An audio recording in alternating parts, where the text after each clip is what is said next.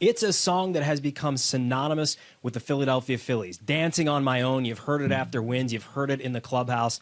The team and the fans have used it together as the soundtrack of celebration over the last 2 years, but sadly, it's probably time to retire it and move on. So that means we've got to pick a new song for the Phillies when they win. I've got just the guy to help us do that. His name is Andrew Unterberger. He is the deputy editor at Billboard magazine. He's also a Philly guy and a big Philly sports fan. He is going to come up with the definitive list of songs that the Phillies should adopt as their soundtrack for victory in the coming year. So here he is, Andrew Unterberger from Billboard magazine with me, Pat Gallen, on A Gallen of Questions. So, Andrew, thanks for joining us. Really appreciate it. How does one become a deputy editor at Billboard? It's kind of a cool gig. Thank you. Yeah, no, it's been a long time in the making. I sort of caught the position at the right time. I had just stopped working at Spin, and I knew some people there who had told me that there was a position opening. It wasn't an editor position. It wasn't that kind of editor position yet, but I joined in 2016. I was able to kind of work my way up to it and carve my own lane there, which is really cool. And yeah, I get to write about music and write about the charts, which is what I've always wanted to do. So you're a Philly guy. Lower Merion is where you're from. You also write for the amazing website / podcast called The Rights to Ricky Sanchez. You're the editor there. You get to work with Spike and Mike and all those guys. So that's kind of a cool deviation from the normal gig, right? Yeah, and thank you for saying the name first and foremost, so I don't have to deal with a lot of grief about that later. Yeah, no, it's very respectable on your part. So Spike and I go way back, and he will tell you this, that I think this is true. He told me this on this actual show, that if you go all the way back to the very beginning of the Rights to Ricky Sanchez podcasts that were posted on Apple or Spotify or whatever, it's like maybe 4 or 5 episodes that he and I did as like the first gathering of a podcast when I was doing some things and I think YSP was over or he came back to Philly. I don't even remember. It was so long ago. So the reason that I brought you on is to obviously talk about music, but how that kind of connects with the Philadelphia sports fan. There's a guy who plays for the Phillies. His name's Garrett Stubbs. He's become sort of like the de facto DJ of the team over these last 2+ seasons. Clearly, 2022, things take off. We sort of learn more about the inner workings of the clubhouse and how music plays a role in a long season. Baseball is a long season, how it plays a role for the Phillies, but also how it played a role in the playoffs and how the city became connected to a song in particular. And before we get into that song in particular, you actually talked to Garrett Stubbs about this for Billboard. So what did you talk to him about specifically when it came to music in the clubhouse? Well, we talked about a bunch of things. We definitely talked about the roots behind the song that they ended up going with and whether or not that he thinks that it's a song that they're going to stick with over the seasons to come. But we also talked about sort of the kind of deeper parts of the playlist and how a song gets on there and what the process is for approval and if anybody gets veto power and all that good stuff and just sort of the particular vibe that he's always going for with these songs that he basically curates. And it's a very, very specific vibe, and you kind of know it when you hear it, even though the playlist kind of hopscotches from country to dance to rap and a lot of songs that kind of overlap those genres. They all have a sort of specific feeling to them, and you kind of know it when you hear the songs blaring out of the clubhouse that, okay, this is a Phillies song, even if it wouldn't necessarily be a song that makes sense for 98% of other teams. I think it also speaks to like the global nature of a clubhouse and how, you know, you got people from all over the States, but also the Caribbean. It could be, in some instances, Europe or South America, whatever it might be. And hitting each of those sounds, I think, is really important. It's kind of cool how Garrett Stubbs has, at least from where I'm sitting, tried to connect everyone via music in that way. Is that what you kind of got from him? Yeah, and he said specifically that when new guys join the team, either in the offseason or mid-season trades, free waiver pickups, whatever, that he'll kind of try to welcome them to the team by adding songs that might fit them, either in terms of language or in terms of genre preferences, and he kind of uses that as his way to kind of make new guys feel like they're part of the club. And that's a pretty cool thing, and that's the way that music functions in any number of parts of society. And it only makes sense that it would happen for a baseball team too, baseball team locker room. But you don't see a lot of teams being that intentional about it, or at least not being vocal about being that intentional about it. I think it's pretty cool. So if he's the DJ, who's his sidekick / hype man, if there was one? Well, I think they got a bunch on the team, but I think Kyle Schwarber is probably in the on deck circle there. I think if anything, if Garrett Stubbs were to be rendered incapable of providing services, I think Schwarber would probably be the guy who takes over from there. But I definitely think that the Stubbs is unquestioned as the number one guy right now, and I don't think anybody else is necessarily itching to step into that spot. It's a spot of great responsibility for the team. When I was down in Clearwater a couple of weeks ago, it's like dead silent in there because you got guys that have been there forever. You got the rookies, and people are just sitting around kind of doing nothing at 8:30 in the morning. But the one locker that I hear music coming from is Nick Castellanos. He just always seems to be – he's got something playing in the locker. Yeah, he's definitely a man with strong opinions as well. And I'm sure that if you went through that Phil's Win playlist of Stubbs, I'm sure you could highlight 5 to 6 like very specific Castellanos selections as well. So everybody's part of the mix though, and certainly I think Jose Alvarado is part of the mix, and I think Zach Eflin was part of the mix when he was around, and there's a lot of guys that are contributing to the character of that playlist.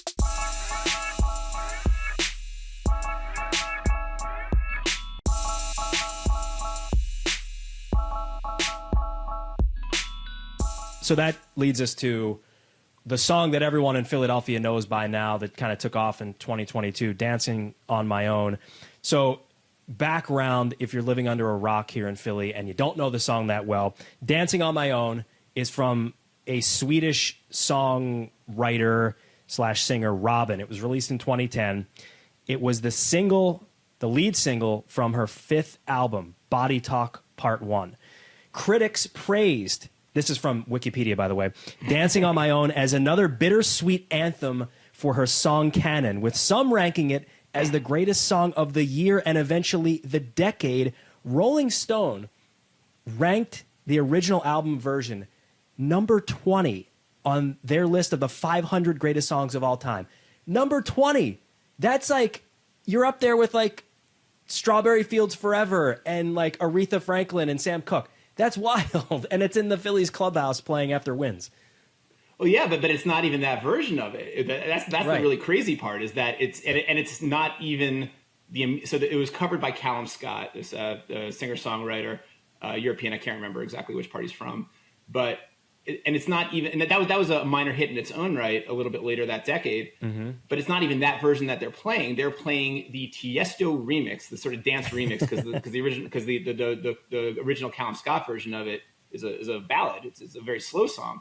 So they've got a dance remix of a cover of a Swedish singer-songwriter's dance anthem that's loved by critics and was never actually a pop hit in the U.S., but it's become such a recognizable song because everybody loves it, critics loved it, and because this Callum Scott version took off so much. Lorde, also a great singer in her own right, said, "This song to me is perfect, joyous, even when a heart is breaking." If that doesn't yell Phillies to you, then what quote would? Joyous, even when a heart is breaking. And this is the thing. A lot of people don't get the song, and I think if I asked Garrett Stubbs to try to explain it, he can only sort of stab at it. He doesn't have like the answers there either. There's no skeleton key as to why this song works for the Phillies. But if you dig into the sort of DNA of it, it fits in a very real way, and it has for the last 2 years. In a very strange way, but you're right, it does. So an exercise that I wanted to go through with you, since you're a music guy but also a Philly sports guy, is we need a song to take over for Dancing on My Own, because I think that the team probably wants this thing retired. Now, it could, again, take on a life of its own at the end of the season. The fans could be clamoring for it. Who knows? But it seems, for all intents, like they want to put this in the past and start anew. So I came to you with a question of, could you come up with 5 songs that you think should be like the song for Phillies fans? You did that. beautifully, of course, because you work for Billboard. So we can go through them, and you can explain why you think these songs would maybe connect with us and the team. So your first one is "The Too Perfect Crowd Pleaser" by Thin Lizzy. Take us through that. So this is obviously "The Boys Are Back in Town" is the song I'm going with here, and this is, I think, this is sort of the pick to go with if the Phillies don't really want to put that much thought into this. If they kind of want to just go the easiest, safest route, this is a song that everybody knows, everybody loves it, everybody associates it with summer and with good times and with the boys being back in town, and these are all sort of Phillies things. It's not really a match for these Phillies necessarily, because they're not really like a classic rock bunch as far as I can tell, and it's maybe a little too obvious. I'm sure that there have been baseball teams or other sports teams before that have used it. It's just also just a little old school. I think they tend to prefer kind of newer stuff. But if they just wanted one that would get absolutely no blowback whatsoever and that everybody would instantly be okay with, I think this is the pick to go with. Yeah, it's a safe pick, I would say, right? Like there's safety in that. I think people know it well enough that you could kind of connect with it right away. But does it have the depth? Like we're looking for something with like depth. And you had a couple from 2024. These are your actually from 2024 choices. Go through those. Yeah, so the one that I sort of settled on for that is this song, Beautiful Things by a singer-songwriter named Benson Boone. This is a really hot song right now. It's, I think, number 3 on the Billboard Hot 100 maybe right now. Okay. And it's also a very big song on TikTok. I'm sure a lot of the guys in the team are familiar with it. And I went with the specifically sped up version of it because those are always the versions that go wild on TikTok. And also because the original song is a little slow, a little deliberate, until the sort of midpoint of the song where it really kicks in and the electric guitar comes zooming in and the chorus goes up a couple octaves and then that's sort of the moment for the song. And I feel like that could be a pretty big moment in the ballpark, people singing along to it. I think the team would really go up for it. And the fact that it's a remix and sort of a weird choice in the first place kind of ties back to that Dancing on My Own ethos a little bit. So I think that's a pretty logical pick. I don't know if it goes quite hard enough for this team, but I think they could play around with it at the very least. You also had Camila Cabello and Playboi Carti's "I Love It." Yeah, this is a controversial point. This is a controversial pick. At least it would be among my coworkers. We are very split as a staff on this song, which is an absolutely bonkers pop song, and it samples Gucci Mane for some reason, and it kind of sounds like Charlie XCX, and it's just totally off the wall. But that's sort of, I don't know if I like this song, but I do feel myself viscerally responding to it thing is a definite like common factor of the Phillies Clubhouse playlist. And I bet you a bunch of the guys on the team would cotton to this song. So I at least wanted to bring it up as a potential pick, even if I don't think it's necessarily one of the strongest contenders. I want to know like the time, like bringing this back to Dancing on My Own, like the day or the game where everyone heard this and they're like, yeah, that's the one. Like, how do you, music is, this ephemeral thing. Like, who knows why you connect with certain parts of a song or certain parts of an album. But that one specifically is like so out in left field that like I often wonder when was the moment where the team was like, oh, yeah, this is the one. This is it. Callum Scott, baby.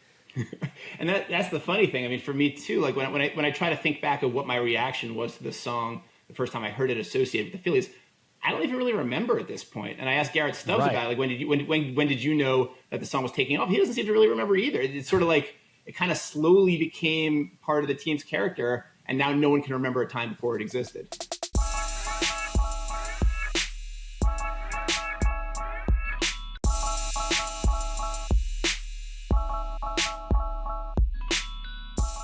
All right, going on with your list, adding to that, this is the would feel right for the Phillies choice. You're going with Zach Bryan, Revival, but the live version? Yeah, so Zach Bryan, I think, feels right to me for the Phillies for a couple of reasons. He's kind of like I feel like he is sort of the closest the team would get to classic rock, because he has that sort of classic rock feel to him, but he's new. He's very popular right now. He's a little country, he's a little Americana. And he's, as I say, he's just absolutely enormous. He's playing 2 nights at the Link later this year, and this is his kind of big encore sing-along song. When he plays live, he stretches it out to like 13 minutes, and he introduces all the band members. And they actually recently played it in New York, and Bruce Springsteen came out for it, and he was just kind of jamming along for 10 plus minutes to it. Oh, is that the one with Maggie Rogers? Maggie Rogers too, yeah. So, that was a big moment, and it's a huge sing along. And the Phillies love a huge sing along.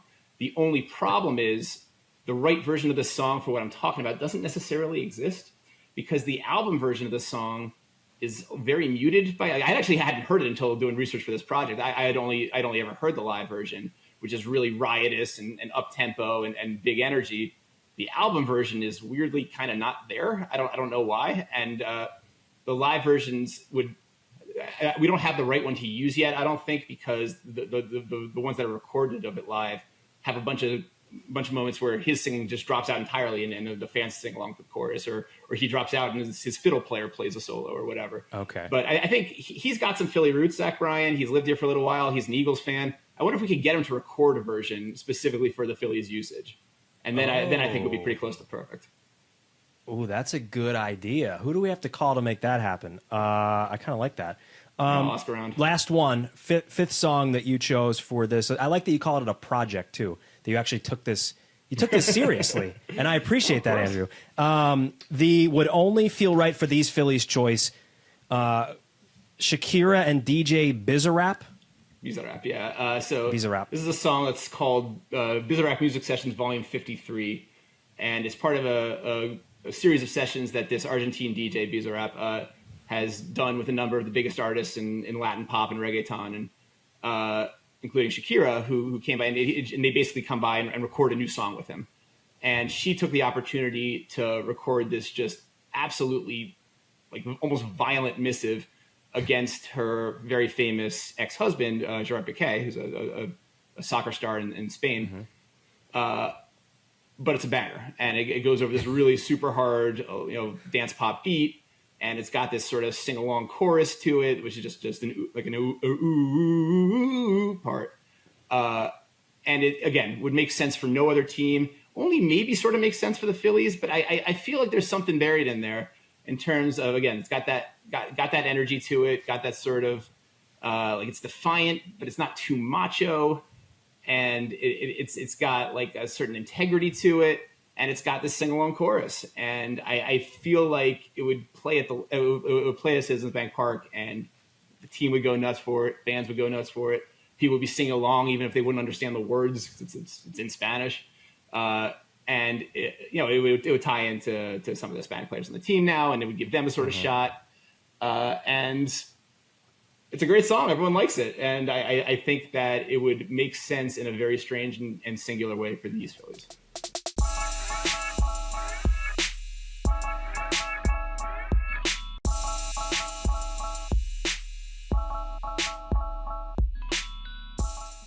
Just to put you on the spot, if we were to do like a checklist of maybe the top 2 or 3 reasons, like, it's got to be a banger, there's got to be a decent chorus, like what along that checklist, what are the top 3 ingredients for you that would have to make this thing work?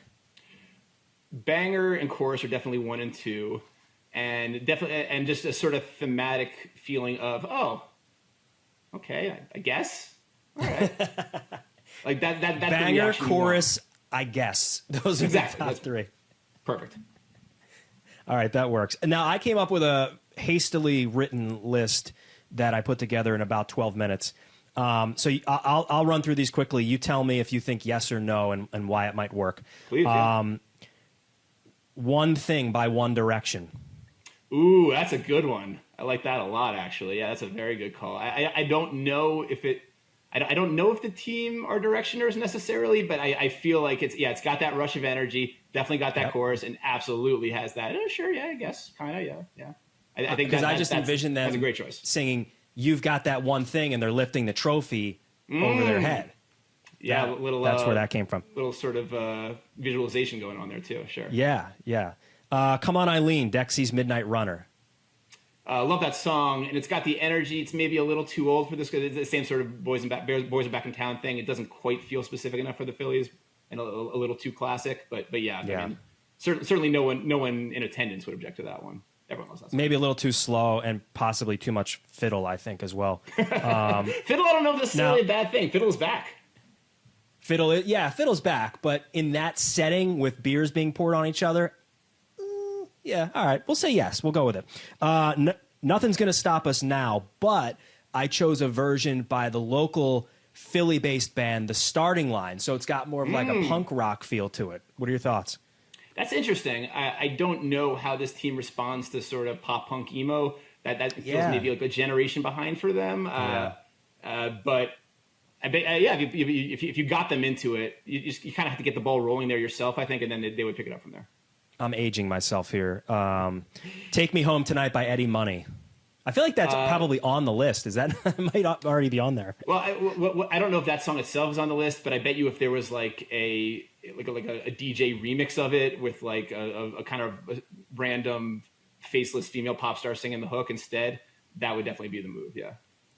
All right, the last one probably wouldn't make it, but if we make a little tweak to it, the Venga Boys, Boom Boom Boom Boom, but we changed the words to Boom Boom Boom Boom. Well, I think you've got his new walk-up song at the very least. If he ever gets tired of Bomb Bomb, I think that's the move there. But yeah, definitely a very Venga Boys energy sort of team to the Phillies. I think that's we can make that one work for sure.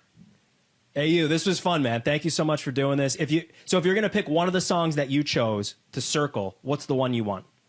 I would pick Zach Bryan. Well, if we can get him to record the version himself, I'll go with Zach Bryan. Otherwise, I'll go with Shakira and Bizarrap. But I do like your One Direction pick. That's a very inspired pick. Oh man, thank you. That means a lot from coming from you, the deputy director at Billboard. Ayu, thanks so much, my friend. Great to catch up with you. This was fun. Absolute pleasure. Thank you so much.